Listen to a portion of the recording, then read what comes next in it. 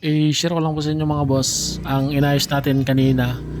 Pinapunta tayo rito dahil no signal daw ang naka-display sa TV screen. Ang kanyang box receiver ay satellite. Nagpalit lang daw siya ng TV, no signal na ang naka-display. Ganon din daw ang kanyang DVD player, hindi rin daw may connect sa TV. No signal. Nahin muna natin sa TV box connection kaya hindi magkaroon ng signal dahil naka-direct yung cable wire sa TV antenna connection. Dapat nakakonect yan sa TV box, satellite box.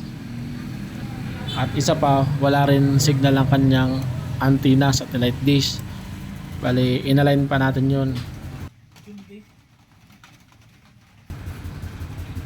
Ang nakalagay ay ang kanyang DVD player. Bali, tatanggalin muna natin yung DVD player na yan, connection. Papalitan natin ng para sa satellite na jack. Ito, para magkaroon ng video ang kanyang satellite. Dahil tapos na natin i-align ang dish antenna.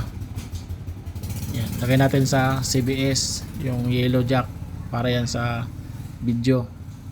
Dito naman sa likod ng box receiver, kailangan maidiin natin yung jack na yan may sagad dahil yan din ang pagmumulan ng no signal kapag hindi na idiin nakasagad yung parang pin.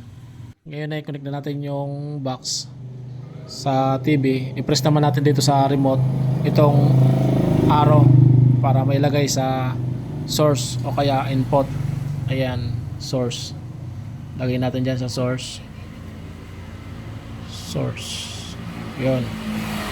Press OK at ito na. Enter natin dyan sa CBS audio video connection yan. Press OK.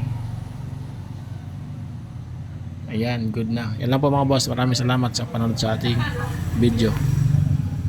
Kung DVD player naman ang gagamitin mo, tanggalin mo lang yung jack, palitan mo ng para sa DVD player.